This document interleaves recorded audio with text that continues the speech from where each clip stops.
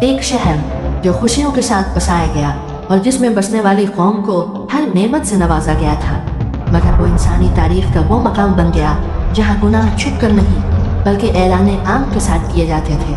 اس قوم کا جرم اتنا انوکھا اور اتنا بھٹکا ہوا تھا کہ انسانی یادداشت میں اس کی کوئی مثال کبھی لکھی ہی نہ گئی۔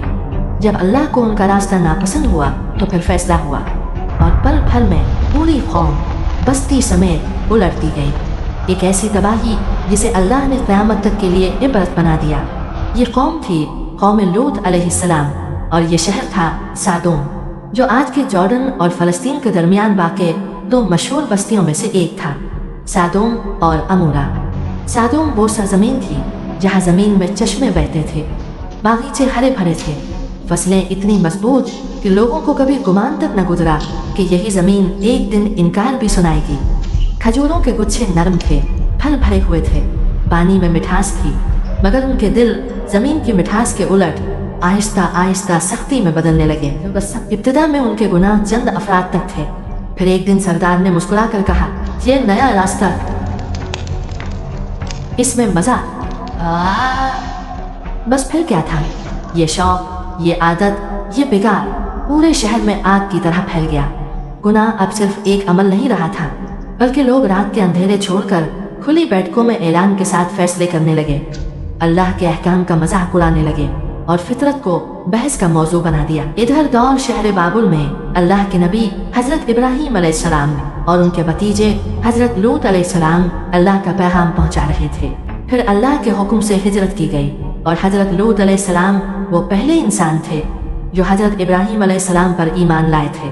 یعنی یہ دونوں صرف رشتے سے نہیں بلکہ ایک ہی دین، ایک ہی سفر اور ایک ہی مشن سے بندھے ہوئے تھے۔ قرآن کہتا ہے، اور ہم نے ابراہیم اور لوط کو اس زمین کی طرف بچا کر لے گئے جس میں ہم نے جہان والوں کے لیے برکت رکھی ہے، یعنی شام کا مبارک خطہ۔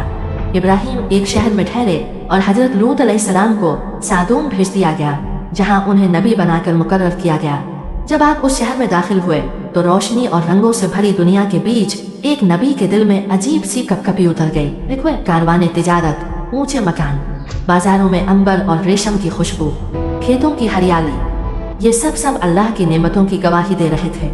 مگر جیسے جیسے آپ لوگوں کے درمیان آگے بڑھے، چہروں سے مسکراہٹیں غائب ہونے لگیں، کیونکہ جو منظر آپ دیکھ رہے تھے وہ صرف دکھ نہیں بلکہ سچائی تھی۔ یہ وہ لوگ تھے جو نعمتوں کے درمیان رہ کر بھی فطرت سے دور، خودوں سے آگے اور گناہوں کے اندر ڈوب چکے تھے، جنہوں نے اللہ کی دی ہوئی فطرت کو چھوڑ کر اپنی خواہشوں کو اپنا معبود بنا لیا تھا۔ مرد عورتوں سے ہٹ کر مردوں کی طرف مائل ہو چکے تھے، ایسا گناہ جو انسانی تاریخ میں اس سے پہلے کبھی دیکھا نہ گیا تھا۔ قرآن کے مطابق یہ لوگ اس برائی کو چھپ کر نہیں بلکہ کھلے عام انجام دیتے تھے۔ ان کی مجلسوں میں بے حیائی، گلیوں میں فحاشی اور راستوں پر مسافروں کے ساتھ بدسلوکی معمول بن چکی تھی۔ وہ کہتے تھے، لگتا ہے یہ اکیلا ہے، چلو اس کی محنت کا پھل ہم لے لیتے ہیں، سدوم میں قانون ہمارا ہے، یہ سامان ہمیں دے۔ جس شہر کو اللہ نے امن، رزق اور خوبصورتی دی تھی، اسی سرزمین پر لوگ سڑکوں پر بیٹھ کر آنے جانے والوں کو پریشان کرتے، ان کا مال لوٹ لیتے اور ان کے ساتھ نامناسب میلانات رکھتے۔ حدیں ٹوٹ چکی تھیں اور بستی اندھے غرور میں ڈوب چکی تھی اور ان حرکتوں پر فخر محسوس کرتے تھے۔ نعمتوں کی وادی اب گناہوں کا میدان بن چکی تھی۔ ایک دن حضرت لوط علیہ السلام اس قوم کے پاس آئے اور فرمایا، میری قوم، اللہ سے ڈرو، میں تمہاری بھلائی کا راستہ لایا ہوں۔ قوم کے جوان ہنستے ہوئے بولے، بھلائی تو ہمارے شہر کی گلیوں میں بہتی ہے، ہم نے کسی سے کچھ نہیں مانگا۔ حضرت لوط علیہ السلام نے فرمایا، قوموں کا عروج ایمان سے ہوتا ہے، دیواروں کی بلندی سے نہیں۔ سردار غصے سے بولا، میناروں کی بلندی ہم نے بنائی ہے، ایمان کیا ہوتا ہے؟ حضرت لوط علیہ السلام نے نرم لہجے میں کہا، جہاں انسانی فطرت رون دی جائے وہاں شہروں کی عمر بھی کم ہو جاتی ہے۔ قوم نے تانا مارا، لے آؤ وہ عذاب جس سے تم ڈراتے ہو۔ انہیں لگتا تھا کہ اللہ کی بات صرف ایک گفتگو ہے، مگر وہ بھول گئے کہ اللہ کی بات فیصلہ ہوتی ہے، ایک دن نہیں، ایک مہینہ نہیں، پورا ایک دور۔ नस्लों तक। हज़रत लूत अलैहिस्सलाम उन्हीं गलियों, उन्हीं बाज़ारों और उन्हीं चेहरों के बीच खड़े होकर हर रोज़ पुकारते रहे कि अल्लाह से डरो, ये अमल फितरत के ख़िलाफ़ है, इस रास्ते को छोड़ दो, अल्लाह की रहमत की तरफ लौटो।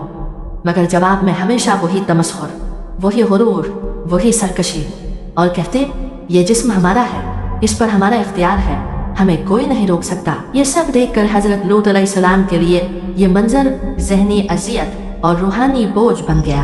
आखिरकार आपने अपने रब की तरफ रुजू किया और दुआ की, ऐ मेरे रब, इस फासिक कौम के खिलाफ मेरी मदद फरमा।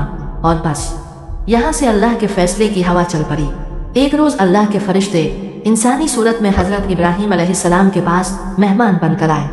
आपने मुस्कुराहट और इज्जत के साथ उनका इस्तकबाल किया और खाना पेश किया। मगर जब देखा कि मेहमान हाथ आगे नहीं बढ़ा रहे तो आपके चेहरे पर फिक्र की लकीर उभरी। फरिश्तों ने फौरन फरमाया, घबराइए नहीं, हम अल्लाह के फरिश्ते हैं। फिर उन्होंने हज़रत इसहाक अलैहिस्सलाम की खुशखबरी सुनाई, जिससे हज़रत इब्राहीम अलैहिस्सलाम का दिल खुशी से भर गया। उसके बाद उन्होंने बताया कि वो एक ऐसी बस्ती की तरफ भेजे गए हैं जो हद से आगे निकल चुकी है।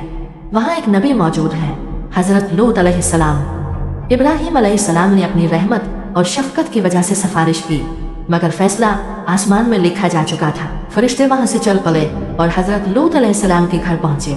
शहर में खबर फैल गई कि खूबसूरत मेहमान लूत अलैहिस्सलाम के घर आए हैं। तो लोग दौड़ते हुए पहुँचे और बोले, दरवाज़ा खोलो, हम मेहमानों का इस्तकबाल करेंगे। हज़रत लूत अलैहिस्सलाम ने रोका, नसीहत की, अल्लाह का खौफ दिलाया, मगर वो बोले, हमें तुम्हारी नसीहत में कोई दिलचस्पी नहीं। उन्होंने चीख कर कहा, उन्हें बाहर निकालो। तब फरिश्तों ने अपनी असल सूरत जाहिर की और फरमाया, घबराएं नहीं, हम अल्लाह के फरिश्ते हैं, ये लोग आपका कुछ नहीं बिगाड़ सकेंगे। अपनी बीवी को छोड़कर अपने घर वालों के साथ रात के अंधेरे में यहाँ से निकल जाएं और पीछे हरगिज मत देखना, क्योंकि सुबह होते ही अजाब नाजिल होगा। जब रहमत वाले निकल गए तो अजाब का पहला साया जमीन पर उतरा।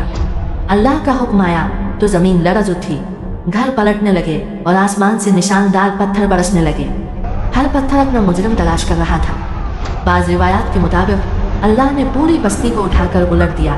न महलों की छतें बचा सके, न सरदारों की ताकत, न मार। लोग चीख रहे थे और बस्ती लम्हों में मिटती जा रही थी।